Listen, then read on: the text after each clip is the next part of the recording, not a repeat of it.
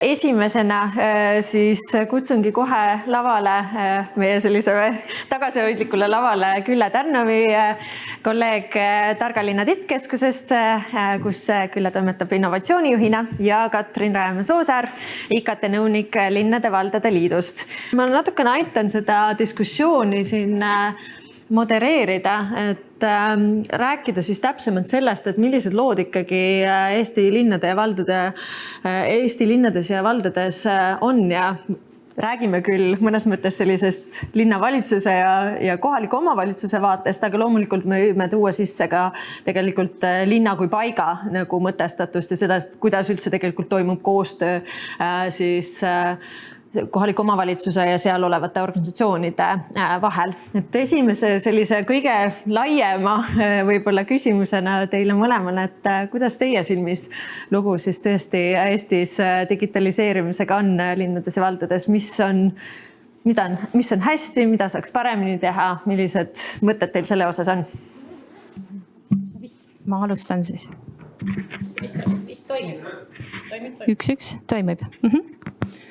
Ma alustan siis võib-olla tõesti omalt poolt, et mina siis Eesti Linnade Valdade Liidust ja meie tiimiga, IT-tiimiga oleme siis praegu nii-öelda ka ellu viimas sellist COVID-e, nimetame seda digipöördeks, et see nimetus on väga uhke, aga põhimõtteliselt on see üks selline rahastusprogramm ka Euroopa Liidust, et kus me saame siis võib-olla võtta just fookusesse nagu kohalike omavalitsuste need mured ja lähtuvalt siis sellest, mida siis ka laiemalt nagu Eestis digiühiskonna arengukavas on kokku lepitud, et mis on nagu need fookusteemad, mis tulevad siis omakorda nii-öelda Euroopa laiemast vaatest ka.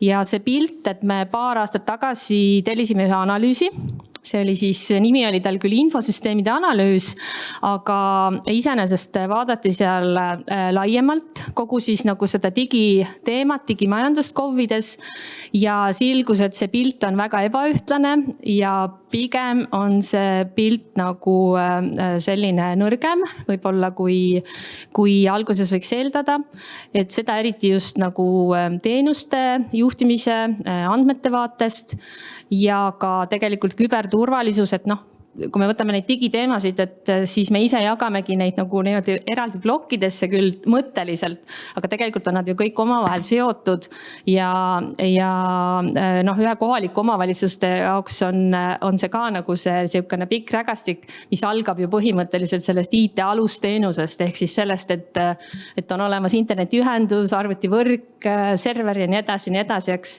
Et see on nagu see baas, millega kõigepealt peab kohalik omavalitsus nagu hakkama saama, siis saame nagu edasi rääkida järgmistest teemadest, et kui me võtame siin nagu väiksemaid KOV-e.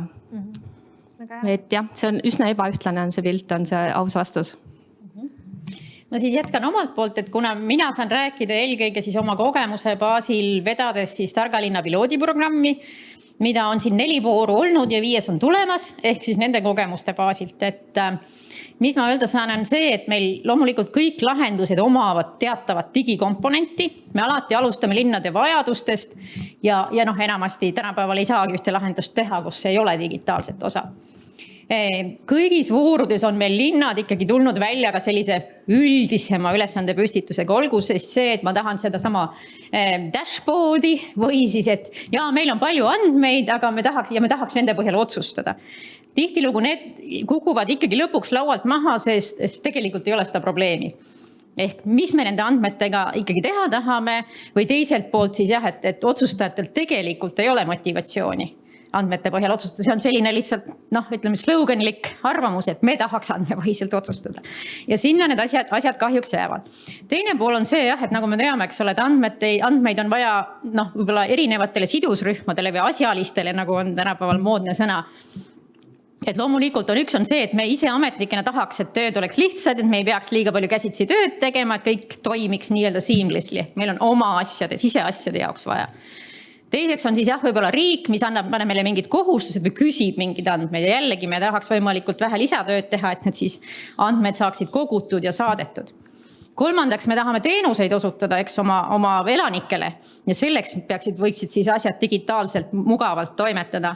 Ja kolmandaks või neljandaks siis on meil veel turistid, või inimesed teistes maakondades, kes ka võib-olla tahaks, mis meile võib-olla tundub natukene mõnel juhul neljandajärguline. Üks näide on jah siin Haudi, mida ma ise olen kasutanud oma vanaema lohusus üles otsides, eks ju, aga see on suur töö. Ja on siis mõned vallad, mis ütlevad, et mina ju tean, kus minu vanemad või vanavanemad on. Miks ma pean sisestama kellegi kolmanda või neljanda jaoks neid andmeid? Tundub nagu obvious, aga samas jah, et mis need teenused, kus on need prioriteedid, mida me siis tahame digitaliseerida ja kus see motivatsioon ja vajadus tuleb. Ja just see mõte, et see on ikkagi lõpuks lõpmatu teekond.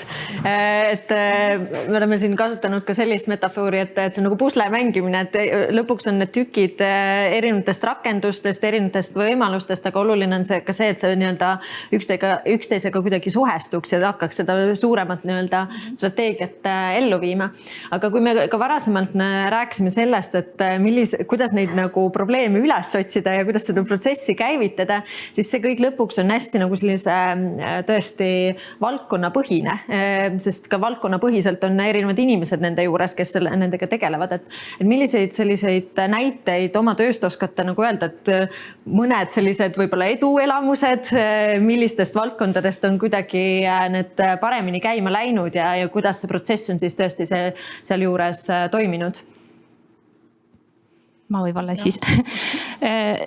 Ja just see ongi õige, et eks ju kogu see teenuste osutamine on see on ju valdkondade kaudu ja tegelikult kui me jällegi vaatamegi seisu, mis on linnades ja valdades, siis see digipädevuste tase on ka väga ebaühtlane ja pigem on see, et loodetakse väga palju nii-öelda sellele IT-inimesele, et tema siis põhimõtteliselt oskaks ka nagu valdkonna nõudeid kirjeldada ja tuua välja neid muresid, mis on selles valdkonnas, ehk siis nagu see nõuete kirjeldamise pool on hästi kasin.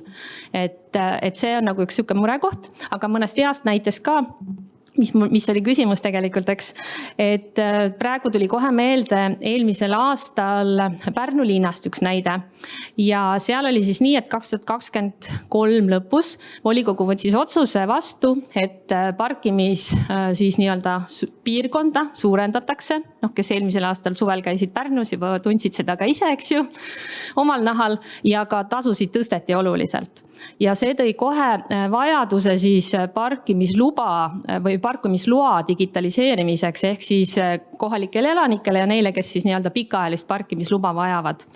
Ja siis nii-öelda siis taotlemine digitaliseeriti ära Pärnu linnas, aga see ei läinud üldse nii ka lihtsalt kohe, et seal oli inimeste vahetusi, see ajalõik oli väga lühike, sest jällegi, kui me võtamegi, et volikogu teeb otsuse, aga tegelikult siis ju ametnikud peavad nii-öelda seal taustal hakkama kähku toimetama ja seda oli juba siis maikuus vaja, et põhimõtteliselt seal kuskil 5 kuuga oli vaja see asi ära lahendada, et see protsess ongi ära digitaliseeritud. Ja see on nüüd jah see, et mille peale vahepeal jällegi, kui me vaatame neid volinikke, et nendel nagu siis ka puudub see teadmine, et mida see otsus võib-olla päriselt kaasa toob. Et neid näiteid on ka teistest omavalitsustest, kus see kipub nii vahel olema. Aga hästi läks ikkagi see, et nad said kenasti oma asjaga õigeks ajaks tehtud ja iseenesest taotluste hulk oli väga suur, see oli vist üle 5000, mis tuli siis läbi digikanali, et selles mõttes see igal juhul igati nagu täitis oma seda eesmärki. Ütle, kuidas sul? Ja, ma võin siis tuua 3 näidet meie pilootprojektidest, tõesti erinevad näited. Esimene siis võib-olla meie esimesest voorust on digiauditi lahendus, mis siis digitaalselt suudab nende samadele hoonetele teha selle päris elu baasil energiamärgise. Energiamärgist saab teatavalt anda ainult ekspert, aga ta annab selle teadmise, et kuidas su hoone siis päriselt teeb. Et kui nüüd mitte lisasensoreid vahele panna, siis põhimõtteliselt meil on digitaalselt saadaval nii energiaandmed kui soojaveeandmed, ehk see põhimõtteliselt saab väga lihtsalt, kui hooneomanik annab loa, siis mõne minutiga on see võimalik käima panna ja saab selle asja tehtud. Ehk see on andmete kasutamisest, kuidas siis saab päriselt mingit infot ja selle baasil siis otsuseid teha. Teine näide võib-olla pilootprojektist, mis hetkel käib, mille siuke lõbus eestikeelne nimi on Linnasulps, mis tegeleb siis nii-öelda ujumisvee ehk siis rannad ja järved ja jõed. kvaliteedi uurimisega.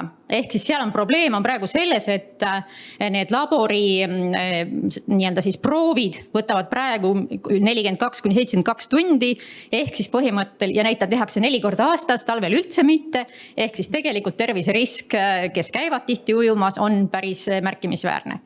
Lisaks see mõõtmine, et mis on saasteallikas, on päris kallis ja seda tihtilugu ei tehta, ehk siis mõeldakse, et umbes lõhna järgi või vaatluse järgi, et mis see siis võiks olla, linnud või tööstus. Ja kolmas on siis meie klassikaline Pariisi olümpia näide, eks ole, et kui on suur üritus, me ei tahaks, et nii juhtub, eks ju, et meil on suur üritus välja, inimesed kokku ja siis selgub, et ups, vesi on saastunud, ei saagi ujuda.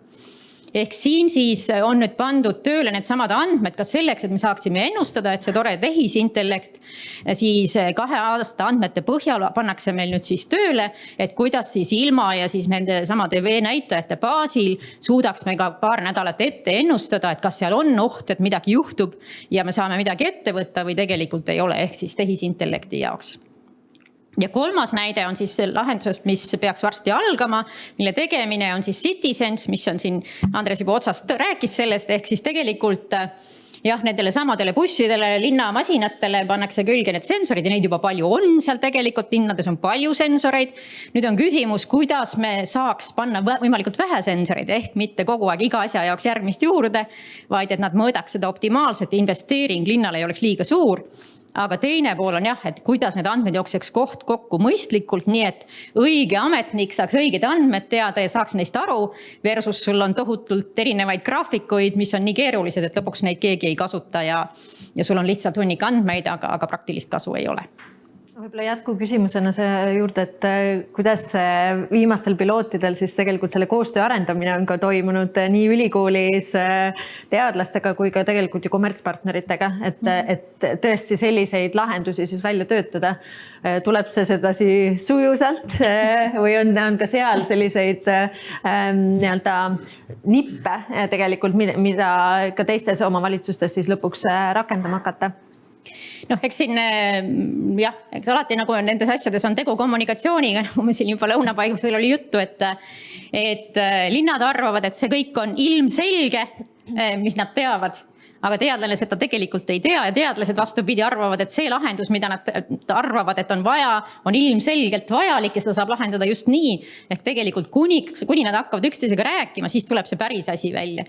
Ja kui nad arvavad kogu aeg või eeldavad, et teine pool teab, siis tegelikult tehakse vale lahendus või tegelikult natuke meil digiauditist tuli välja see, et tegelikult ikkagi linn nagu rääkis, aga teadlased ikkagi piisavalt ei kuulanud. Nad tahtsid ikka veel põnevamat ja veel keerulisemat, seda saab veel teha, kuigi tegelikult vahel nende probleemide jaoks ei ole vaja nii keerulist lahendust või nii täpset tulemust, kui teadlane tahaks alati ideaalselt saada. Nii et selle hea koha leidmine on alati ka väljakutse. Mulle endale tundub, et tihtipeale tehnoloogilistes protsessides või arendusprotsessides peab väga tugevalt olema sees ikkagi teenuse disaini loogika ja see, et kasutajat ikkagi päriselt kuulata, saada aru, mis need vajadused on ja seda ka pidevalt nagu protsessina tegelikult näha.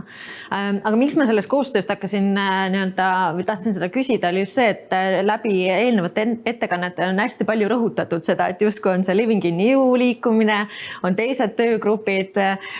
Ka Katrin, sina mainisid, et valdkonna siseselt tihtipeale isegi võib-olla ei oska neid asju läbi mõelda, samal ajal valdkonna põhiselt on ju samamoodi igasugu võrgustikud ja kollektiivid ja töögrupid. Et kuidas sina näed seda just Linnade Valdade Liidu poolt, et kuidas seda koostööd ikkagi rohkem siis soodustada ja kus see tundub vahel ka takerduvat tegelikult? No koostöö algab alati inimestest, eks, ja selles mõttes on oluline neid inimesi kokku tuua. Ja me näeme ka, et see omavaheline kontakti loomine on nagu kõigepealt see võtmeküsimus, et me oleme püüdnud nüüd käivitada erinevaid tüüpi võrgustikke, ütleme nii, et meil on nagu selline laiem digiteemade võrgustik olemas, et kellega me kohtume võib-olla korra aastas laiemas seltskonnas, aga teeme neile selliseid infopäevi, üritusi tihedamalt veebis, sest loomulikult, kui me tahame, et kõik KOV-ide inimesed tuleksid kokku, siis transport, logistika tuleb kohe mängu, eks ju, et kus see siis on ja keegi peab alati ju sõitma päris pika maa. ja siis me oleme näiteks sellesama nii-öelda siis selle teenuste arendamise võtnud nagu ühe teemana fookusesse ja seal täitsa käivitanud juba siin 1,5 aastat tagasi niisuguse väikse töörühma, kus ongi suuremad linnad pluss siis mõned suuremad vallad ja need, kellel on motivatsiooni ja ka on ressurssi, nii inimressurssi kui ka võib-olla rahalist ressurssi rohkem mõelda nii-öelda sellele digitaliseerimisele laiemalt ja kõiki neid teemasid siis katta ja siis nagu me käime üksteise juures, et kuulamas, mida põnevat tehakse ja samas on meil siis alati kaasas olnud ka ministeeriumi poolelt, et oleks ka kontakt siis nii-öelda siis riigi poolega olemas, et enne oli MKM, nüüd on siis Justigi ministeerium, et ka nende teenuste tiim on alati juures, et me saaksime nagu koostöös sünergias asju teha. Et ma arvan, et sellised väiksed võrgustikud töötavad väga hästi, sest seal tekib väga paremini see, kui 79 KOV-i ongi nagu palju koos ja need probleemid on suhteliselt erinevad neil, et siis me natukene läheneme mõndadele teemadele nii-öelda sihtrühma põhiselt, et me ise ütleme niimoodi, et pisut nagu segmenteerime nagu siis kohalikke omavalitsusi ja teine variant on see, et võtame mingite teemade kaupa, et kas see on siis ongi andmete teemad, teenuste küberturvalisuse teema, et siis lähtuvalt sellest, et kuna ka KOV-ides need rollid võivad olla väga erinevalt jagunenud, et kes mille eest vastutab, et siis see õige inimene on just vaja üles leida, kes selle vastava valdkonnaga tegeleb, eks ju, ka IT teemade mõttes. Ja jah, ma arvan, et see koostöö on hästi oluline ja selle nii-öelda siis tagant tõukamine ongi nagu üks meie suur väljakutse ja ülesanne. Ja siin oleme ka proovinud välisriikidelt vahepeal küsida, et kuidas teil selle asjaga on, et meilt ikkagi käivad ka Linnade Valdade Liidus välisdelegatsioonid ju Eesti kui IT nagu edulugu ja nii edasi, et me enamasti ikkagi räägime neile sellist ausamat pilti Eesti KOV-idest ka, et see ei ole kõik nii roosiline, võib-olla, et on väga edukaid, on vähem edukaid, aga et see koostöö on, ma arvan, kõikide riikide jaoks on selline küsimärk ja seal nagu sellist kohe kiiret võluvitsa ei ole. Aga jah, selline järjepidev, ma arvan, selline võrgustiku töö on kindlasti üks oluline asi ja see kogemuste vahetamine, et sealt kindlasti väärtus nagu tuleb. Mulle tundub, et nii-öelda võrgustiku töös tegelikult peab olema hästi teadlik ka sellest, et see aeg, mida sinna panustada, see on ka ressurss. See on väga suur ressurss. Ja seetõttu peab ka selle nii-öelda organiseerimisel väga selgelt mõtlema kogu aeg, et mis sellest pidevalt tegelikult tagasi saada. Et kuna meil on siin linnade ja valdade esindajaid, siis tegelikult võib-olla viskaks küsimuse hoopis teile, et kes te olete võib-olla mõnes nendes võrgustiku nii-öelda töögruppides, töötubades osalenud ja et kuidas teie silmis see koostöö sujuneb, millised võib-olla ettepanekuid teil oleks, võib-olla küsimusi selle suunal hoopis ka Katrinile või Küllele?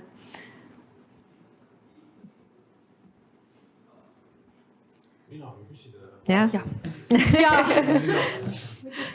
Et jah, võib-olla ma olen või Saarte Energiaagentuur on liiga noor, et meil on 9 kuud veel, me mingites projektides tegelikult teeme täitsa koostööd, aga mul lihtsalt praegu tekkis selline imelik paradoks, et sa mainisid, et sellised suuremad eesrindlikumad omavalitsused tulevad kaasa igalt pidi, aga tegelikult see kurbloolisus asja juures on ju see, et suurtel omavalitsustel on mingid IT-juhid või on lausa mingid tiimid ja asjad.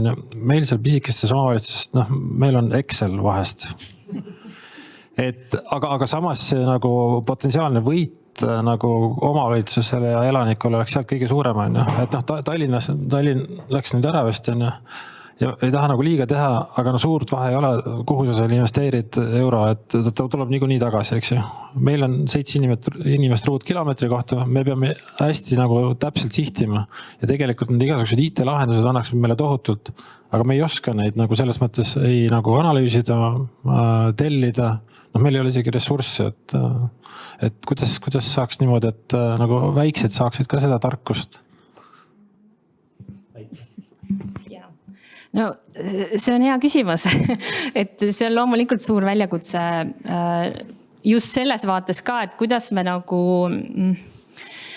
et nendelt väikestelt, see on jälle see, et me jõuame sinna, et nagu, kuidas nagu see probleemi olemus nagu kätte saada, et selleks on vaja siis ka sellel väiksel KOV-ilt nagu siiski kellegiga sealt suhelda, kellegiga rääkida, et kellegiga kontakti saada, et ainult see on see võimalus ja keegi peab siis ka seal vastaspool ikkagi olema, kes siis nagu koha peal tegeleb. Et kui nüüd nagu üldse ei ole ressurssi ja kellelgi motivatsiooni tegeleda, siis on ikkagi väga keeruline. Jah. Just, jah, ma tahtsingi öelda, et väikestes KOV-ides on see, et nad ütlevad, et see on tulekahju kustutamine on kogu aeg, et sa ei jõuagi mõtestada oma tegevust ja see on hästi oluline nagu mõtestada, et mida sa iga päev teed, analüüsida natukene seda, on ju. Ja kui sul selleks aega ei ole, siis kõik see, mis me siin räägime, on ju, see tegelikult läheb tühja lihtsalt ja see on paraku on see nii, jah, kahjuks. Aga siin võib-olla tuleb laiemalt üldse mõelda sellele nii-öelda omavalitsuskorraldusele juba laiemalt, eks ju, et kuidas neid ülesandeid jagada, sest on valdkondi, kus on ju natukene neid konsolideeritud neid teemasid, et kas võtamegi jäätmete teema või ettevõtluskeskkonna arendamise teema ja siukseid, kas on siis maakonna või sellise suurema regiooni tasandil või üldse üleriigiliselt, mis ei ole jälle ka hea, eks ju. Aga see on üks asi, mida me hakkame analüüsima, sama see, millest Kuldar rääkis siin, see üksuste küpsusmudeli juures, et kuidas siis tekitada nagu siukseid kompetentsikeskuseid ja kas see üldse on nagu teostatav. Et see on nagu, ma arvan, et see andmevaldkond on nagu üks paljudest, et KOV-i jaoks on, ei ole ka ju andmed iseenesest mingi eraldiseisev asi, vaid nad on ju seotud mingi valdkonnaga, mingi teenusega ja nii edasi, võib-olla väärtud ainult mingid statistilised andmed, aga nendega nagu üldjuhul juba niikuinii on enam-vähem okei, et kuskilt neid saab kätte. Aga jah, et siin ei ole praegu meil kohe lahendust, aga me plaanime nüüd aasta teisel poolel seda hakata eraldi analüüsima ilmselt kellegi välise eksperdiga, et kuidas võib-olla laiemalt, mitte siis ainult ka veel andmed, me oleme samamoodi infoturbega hädas, see on kompetents, mida ei jagu igasse KOV-i. Tegelikult IT-juhtimine laiemalt, nüüd ma ütleks isegi, see ei ole enam IT-juhtimine, see on nagu selline digitaliseerimise või digi üldine juhtimine. Et AI tuleb ju igalt poolt peale, et neid teemasid on nii palju, et see väike KOV-üksus nagu mitte kuidagi neid ära ei halda lihtsalt üksi. Jah. Et ma jätkun, et see ei olnud nagu ainult küsimusena, vaid seesama, et tänapäeva jooksul on hästi paljud erinevad osapooled on rääkinud, mis tegelikult riigi tasandil need võimekused on. Ja tegelikult riigil on hästi palju andmeid. Võtame EHR-id või mis iganes on Maa-ametikaardid, võtame e-arvelduse platvormid, kus tegelikult, mis on avalikus sektoris kohustuslik, need andmed tegelikult on kõik olemas. Et kui oleks kuskilt selline tsentraalsem tugimine, et näete, et teie andmed on meil olemas, et teil on mingid väljakutsed on siin, et tehke kas või nende väikestele keegi võiks selle dashboardi ära teha, sest ei ole nagu mõeldav, et iga Ruhnu ja Kihnu ja Muhu hakkab endale ise ärianalüütikat tellima ja dashboardi tegema. Ja see on ka kindlasti teema, mida me oleme nagu arutanud, et eilegi oli üks kohtumine, kus just tuli nagu need niisugused töölauad ja nagu nii-öelda see andmete kuvamine ja et kuidas, tegelikult on ju nii, et KOV-id annavad ise väga palju riiklikesse registrisse andmeid, eks ju. Aga sealt tagasi saamine on hoopis teine teema. Ja see on ka meil üks selline asi, mis on töölaual, et KOV-id nagu ise saaksid riiklike registrite andmeid kasutada nagu oma tööprotsesside jaoks ja nende parandamisteks. Nii et see on üks selline asi, mida annaks küll ilmselt tsentraalselt lahendada. Aga jah, selle juhtimislaudade juurde, kui jõuda, siis meil on jälle alati küsimus, et kes on see nii-öelda tarbija, on ju, see, kellele me seda teeme. Et me ise tegime ka oma kodulehele ühe siukse väikse juhtimislaua, nimetame need statistikalaua, mis ei kata nagu Statistikaameti andmeid, aga võtsime rohkem sealt Regionaalpõllumajandusministeeriumist, rahvastikuregister, mis erineb jääb Statistikaametis KOV-ide jaoks väga tähtis, eks ju, et rahvastikuregistri andmete põhjal antakse tegelikult raha KOV-idele ja eelarve andmed ja nii edasi, et aga jah, et selle juhtimislauaga, noh, kuidas ma ütlen, et oleme saanud kohati väga positiivset tagasisidet, aga kindlasti ta ei ole nagu ka selline, et mida juht võiks olla nagu see peamine sihtrühm, eks, või üks väga oluline juhtrühm, et jah, juhtimislauad on selline keeruline teema, neid kipub nagu viimasel ajal nii palju tulema ka juba, et nendes orienteerumine kohati läheb ka keerukaks, et mis siis on ju olulisem ja mis vähem olulisem või et mis nagu päriselt oleks vajalik. Aga jah, see on kindlasti teema, millega edasi tegeleda.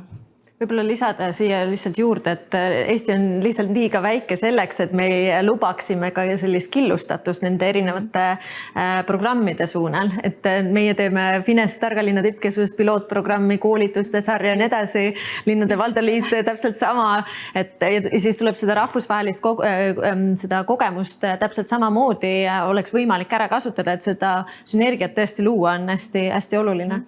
Ma võib-olla siia juurde ütleks, et tihtilugu linnad nende vajadustega tulevad meie juurde, kuigi tegelikult turul on need lahendused olemas. Aga neil kas ei ole võimekust või tahtmist või tundub, et äkki me siit saame tasuta, et teeme ikka uue järgmise. Aga me ka ei taha teha järgmist, kui turul on 10 tükki ees. Ehk et kui me ka saame siis võib-olla tsentraalselt linnade liit või siis Justiits- ja Digiministeerium, eks ole, aidata hoida seda ülevaadet, et mis on tegelikult niisugused kvaliteetsed lahendused, mis tegelikult on maailmas olemas ja mida me võiks kohandada Eestile või kasutada Eestis. Et jah, neid firmasid koputab justele kogu aeg, et palun, meil on lahendus, kasutage. Aga jah, tihtilugu me ei ole seda head analüüsi, et kui hea see on või halb see on või et kas mul nüüd on nii unikaalne linn, et mulle ükski olemasolev ei sobi. Et selles mõttes, et mis need nagu dashboardid võiksid olla, kaks konkreetset näidet tegelikult on ju, et riigi poolt ja igal poolt ülealt on meile toodud kohustuslikuks kliimakavad, eks ju, seal on mingid eesmärgid, aga siis üks dashboard ongi, et kuidas nende eesmärkide liikuda on ju, et tegelikult need eesmärgid ja mõõdikud on ju kokku lepitud, teine valdkond tegelikult liikuvus ju täpselt samamoodi, eks ju. Et liikuvus, meil on tohutult liikuvusreformid, on mingid eesmärgid, mingid mõõdikud, aga kuidas sinna jõuda, need samad kaks väga selget kohta ja see dashboard peaks igapäevaselt näitama, et kui ma endal teekaart hakkan tegema, siis ma ikkagi saan aru, nagu mille suunas ja kuidas ma liigun. Täna on suht nagu udu. Ja need võikski olla ju üleriigiliselt nagu lahendatud. Ja just. Jah.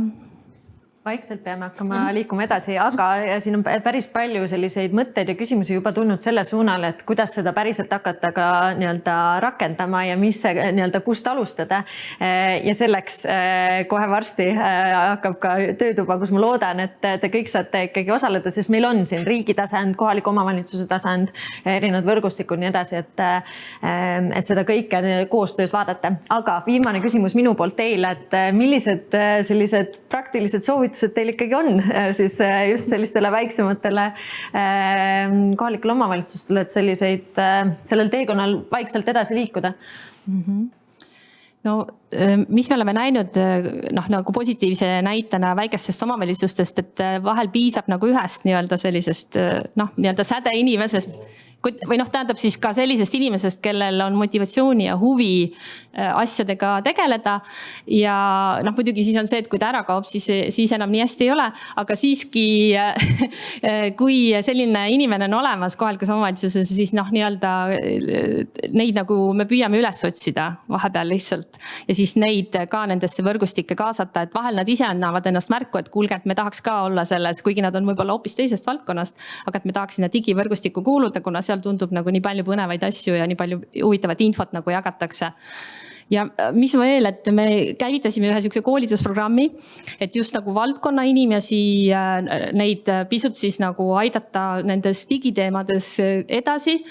Ja seal ongi siis nii-öelda teenuse disaini, on kogu seda natukene siis ärianalüüsi ja siis me ka integreerisime sinna koolitusprogrammi selle andmete siukse temaatika sisse, kuna see lihtsalt on niivõrd oluline ja see on nagu iga teenusega on sul seotud siiski ka kuidagi andmed. Et nad paremini võib-olla ka mõtestaksid seda, et mis andmed neil tekivad teenuse osutamise käigus, mida nad ise sisendina kasutavad, kas kuidagi annaks neid analüüsida, mõõta midagi nagu oma tegevust.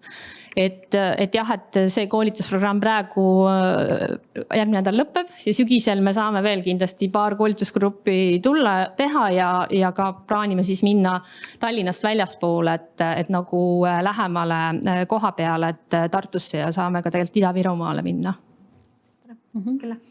No 2 märksõna, esimene on ikkagi ilmselt see koostöö, et ei pea kõike ise nullist tegema, et nagu me täna kuulsime, Katrini käest võib küsida, Justiitsministeeriumist, Digiministeeriumist saab küsida, et paljud asjad on tegelikult juba otsast valmis, et ei pea ka väike vald seda nullist hakkama mõtlema.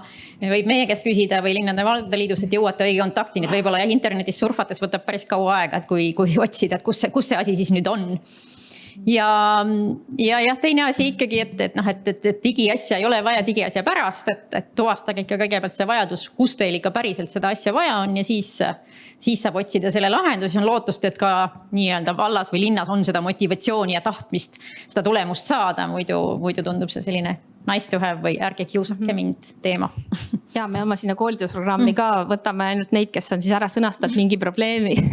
Et oma valdkonnas, et kas või paar lauset, aga et nad tulevad sinna ja siis nad hakkavad nagu selle probleemi näitel lahendama nagu nii-öelda minema liikuma edasi, et siis on praktiline.